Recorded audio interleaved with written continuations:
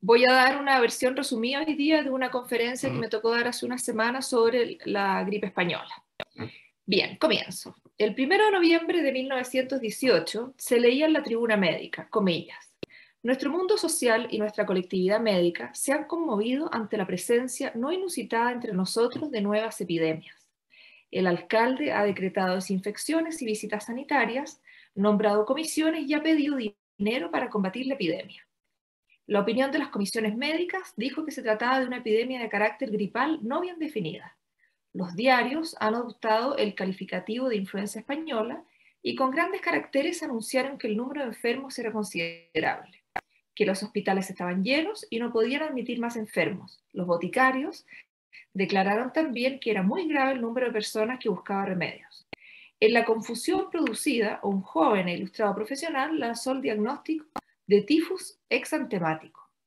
Irónicamente, concluía la columna, es sensible tener que anotar que ese anuncio fue mal recibido por un gran número de médicos y que se produjeron apreciaciones indignas del grado de cultura a que ha llegado entre nosotros la profesión médica. Fin de la cita. Esta cita evidencia el desconcierto que provocaron en Chile los primeros contagios de un mal que desde octubre de 1918 no se lograba reconocer. Se confundía y hasta se desconocía. En el marco de nuestro seminario Geride de Historia y Desastres, esta exposición propone una aproximación histórica a la influenza española en Chile desde diferentes niveles de interpretación: el contexto sanitario, las reacciones frente a la enfermedad, el estudio de cifras y las acciones terapéuticas. Asimismo, nos preguntamos por el escaso interés que dicha pandemia ha despertado en los investigadores, a pesar de que costó la vida de entre 45 y 100 millones de personas en el mundo. Aspiramos a contribuir entonces desde una mirada local a un tema al parecer desestimado por la historiografía. Las fuentes que nos han guiado principalmente son publicaciones periódicas como La Nación, El Mercurio, la revista Zigzag, publicaciones científicas de época como la Revista Médica de Chile, la Tribuna Médica, el Código Sanitario 1918 y el Anuario Estadístico de la República de Chile. El contexto. Tiempos difíciles. Junto con la llegada del nuevo siglo, se produjo una masiva inmigración del campo a la ciudad. Buscando nuevos horizontes, los campesinos dejaban atrás tierras y patrones para trabajar en las grandes ciudades. No obstante, la metrópoli presentó desafíos peores y amparó con la miseria a numerosas personas que se vivieron viviendo en las peores condiciones. Desde la vivienda hasta el salario, los sectores vulnerables fueron presa de injusticias, salvo excepciones venidas de la beneficencia y de algunas disposiciones jurídicas. Solo después de violentos incidentes en la década de 1920 comenzaron las leyes sociales entregando mayor seguridad laboral.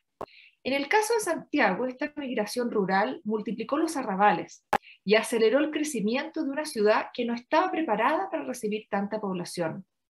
La vivienda era escasa y mala, los servicios urbanos y sanitarios insuficientes, y pronto las enfermedades crecieron exponencialmente, desbordando los límites de los suburbios y traspasando el resto de la ciudad.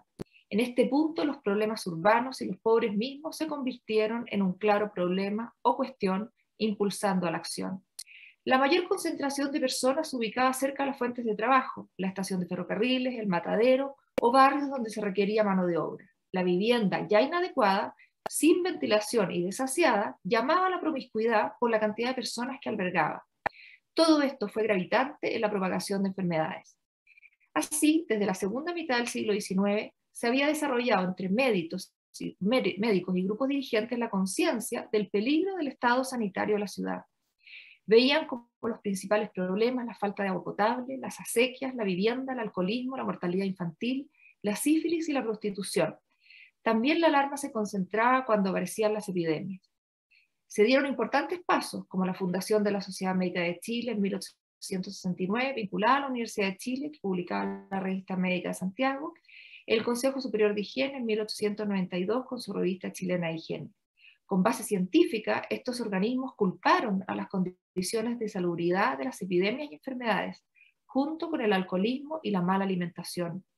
Enfermedades históricas habían sido la tuberculosis, que entre 1905 y 1910 había matado a más de 50.000 personas, la sífilis y la fiebre tifoidea. La peor amenaza seguía siendo la viruela, aunque la vacuna ya daba sus frutos. La influenza también había sido parte de la historia. El doctor Pedro Lautaro Ferrer la había considerado como epidemia regular de la colonia. Entre 1889 y 1890 se desató una importante ola pandémica de influenza proveniente de Asia, pero la recepción fue diferente gracias a los conocimientos científicos modernos y al apoyo de la bacteriología. Esenciales fueron los hallazgos del alemán Pfeiffer para detectar la enfermedad.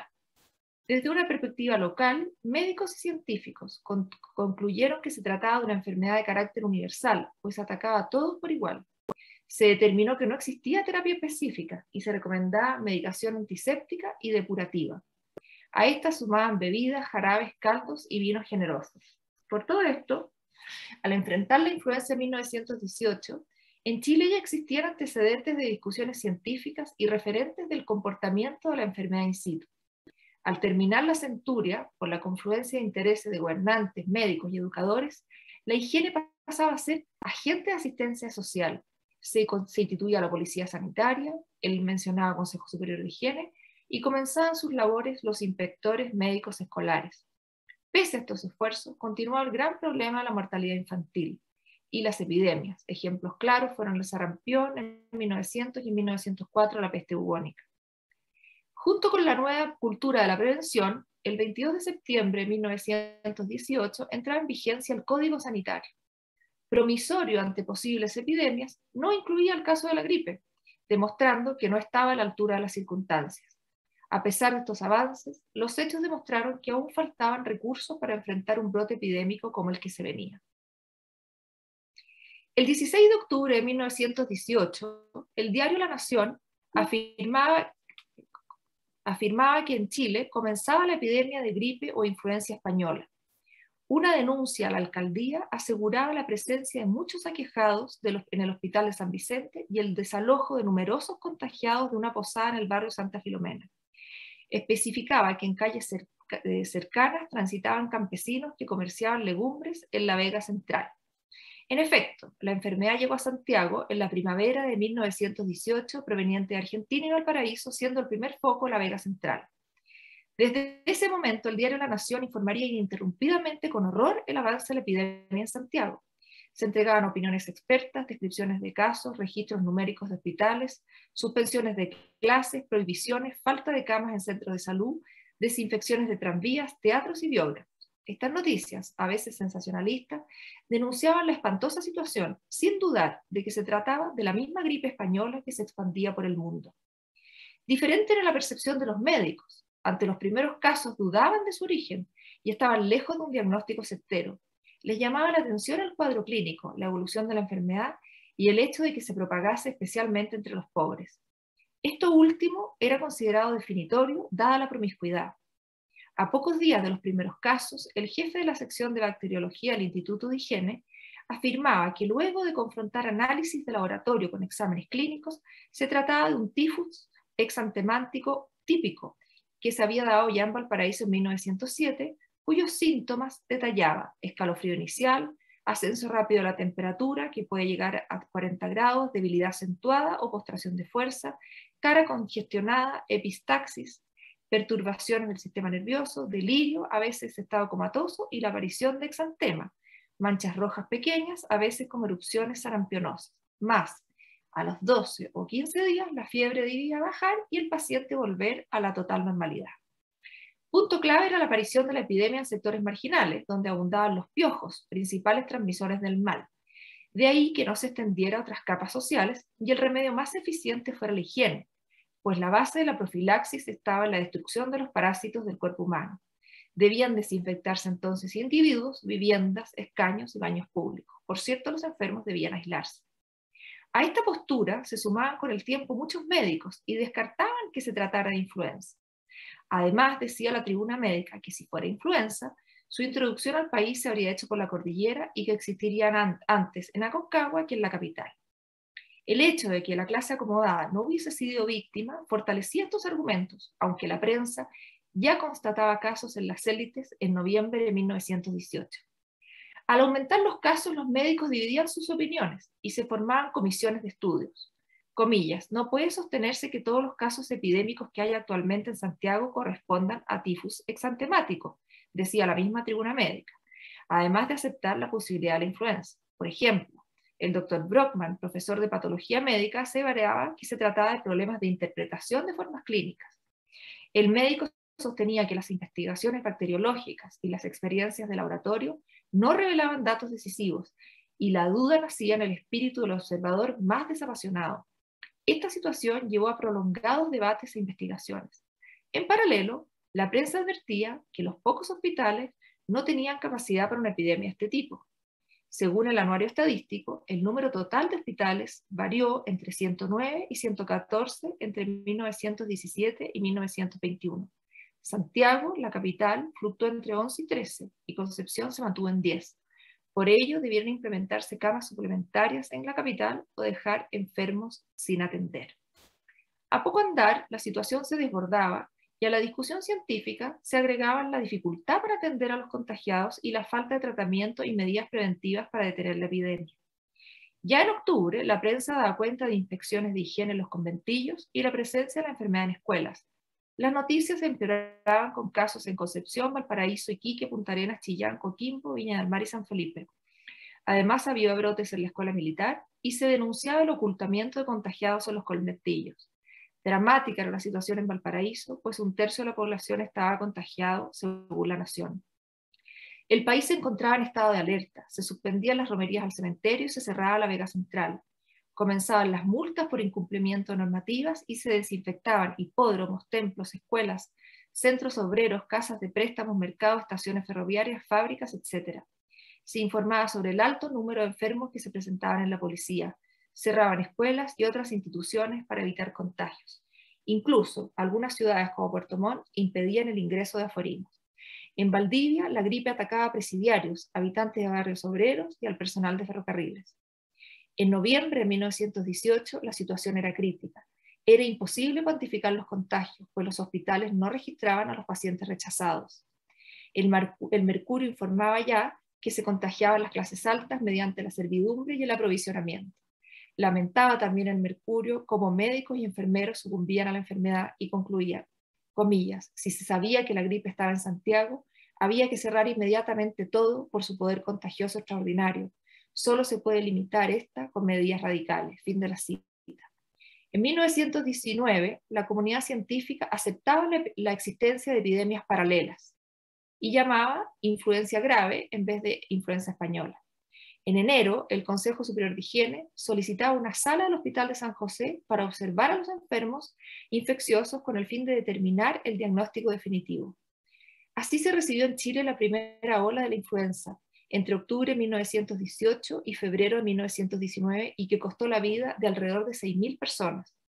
Junto con menguar los casos, continuaba la discusión sobre el diagnóstico.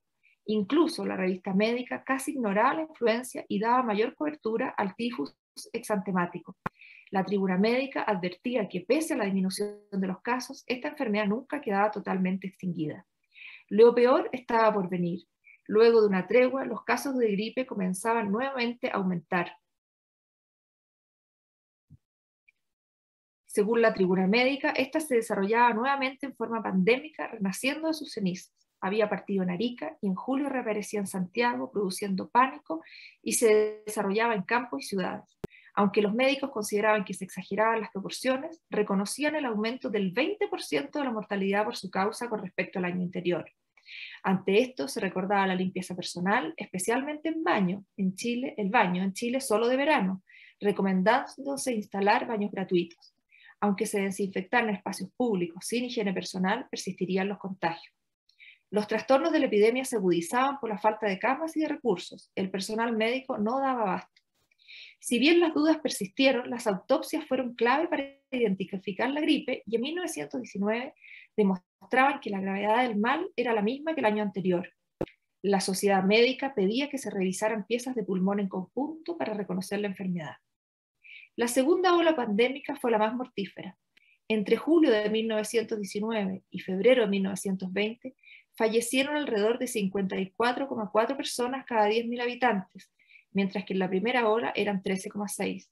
No obstante, las revistas científicas seguían dedicando mayor espacio al tifus exantemático. En cambio, la publicidad de la prensa mantenía viva la preocupación y reflejaba la intranquilidad reinante. Mucho más leve fue la tercera ola entre septiembre de 1920 y marzo de 1921. Las autoridades sanitarias procuraron mantener la limpieza con aseos extraordinarios y se fumigaban los focos de infección. Esta vez, las muertes bajaron ostensiblemente, 1,4 fallecidos cada 10.000 habitantes. Con la cuarta ola, transcurrida entre julio y diciembre de 1921, finalizaba el flagelo de la influenza en Chile. Esta mostraba un recrudecimiento con respecto al anterior y se tomaron medidas análogas: cierre de albergues, traslado de enfermos, reubicación de obreros para descongestionar los focos de contagio. Las muertes volvieron a elevarse a 24,5 cada 10.000 habitantes. La prensa seguía informando, mientras la comunidad científica continuaba el debate y desestimaba la gripe en comparación a la epidemia de tifus aún vigente, sumándosele la viruela y la encefalitis letárgica. La elocuencia de las cifras. Ante la falta de un preciso diagnóstico inicial de los especialistas, las alarmantes noticias y el pánico de la población, las cifras son significativas.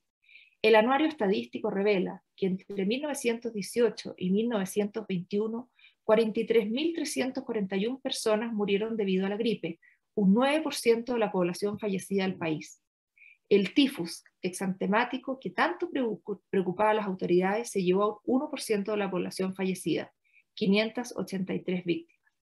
Del total de las muertes, estas se distribuyeron anualmente de la siguiente forma: 1918, 6.026, 1919, 23.789, 1920, 6.298, 1921, 7.228.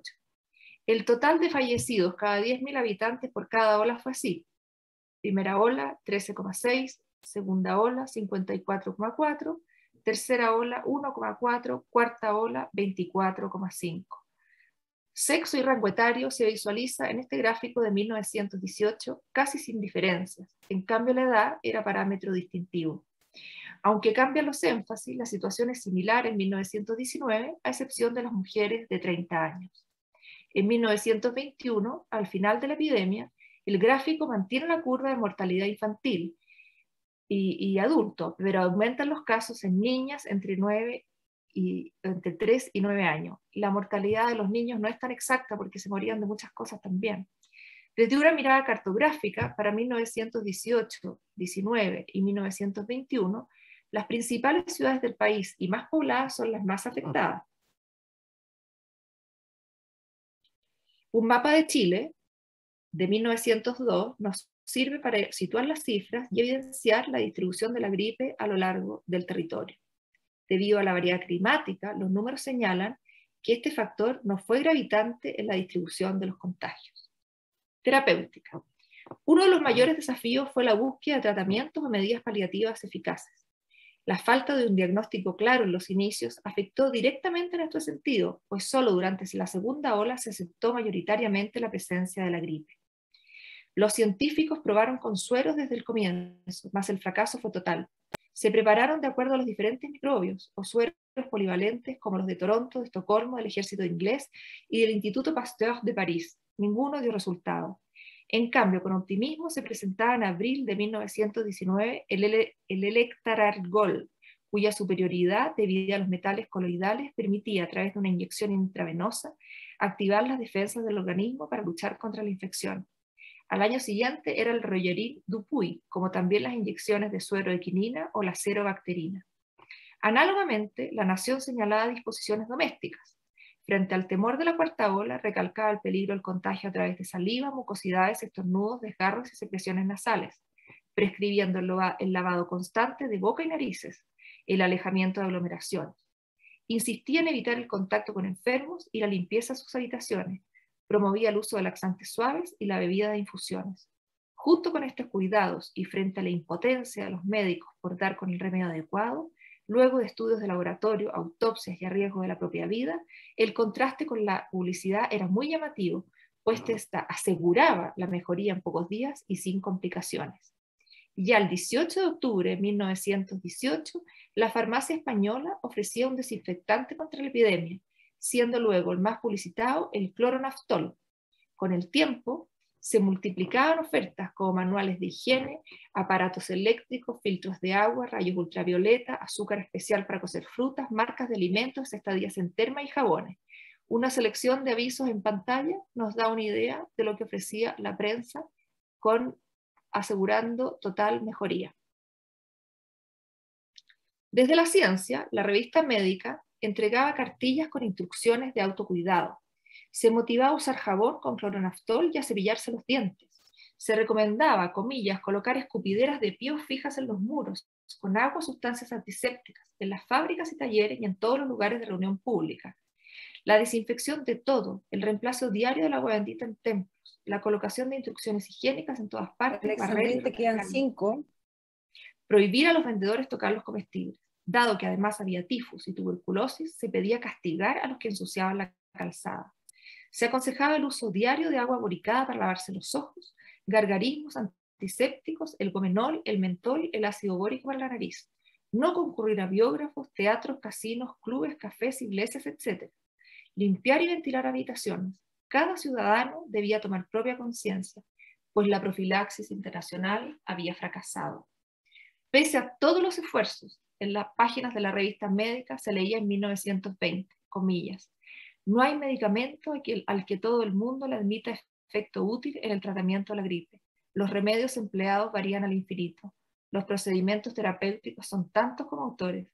Sin embargo, tratamiento específico de la gripe no existe hasta ahora. Para terminar, luego de aproximarnos a la gripe española en Chile, podemos compartir algunas reflexiones. A pesar de los avances científicos y las iniciativas que permitieron mejorar las condiciones de salud, el país no estaba preparado para enfrentar una epidemia de esta magnitud. Las precarias condiciones de vida e higiénicas, junto con la falta de establecimientos hospitalarios y personal para tratar a los pacientes, llevaron a un colapso general del sistema sanitario y al pánico de la población.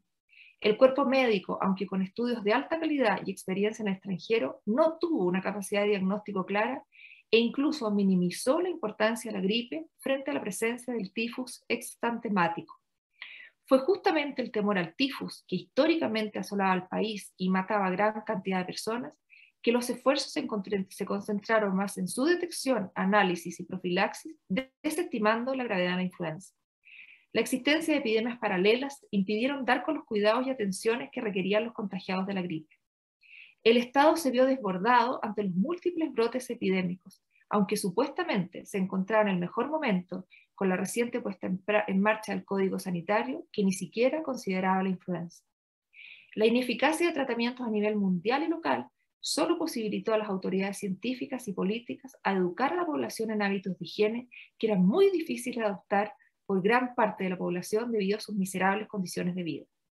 A modo de conclusión, podemos señalar que la aproximación histórica a la pandemia de gripe española entre 1918 y 1921, mediante el abordaje de fuentes documentales y estadísticas, nos ha permitido constatar que la historiografía chilena no ha reparado suficientemente en dicha epidemia. Tal vez ha sido la misma negación y desconocimiento inicial el que se ha transmitido veladamente por generaciones, desatendiendo un fenómeno histórico de larga duración, cuyos efectos y alcances percibimos hoy con mayor claridad por encontrarnos nuevamente en medio de una pandemia.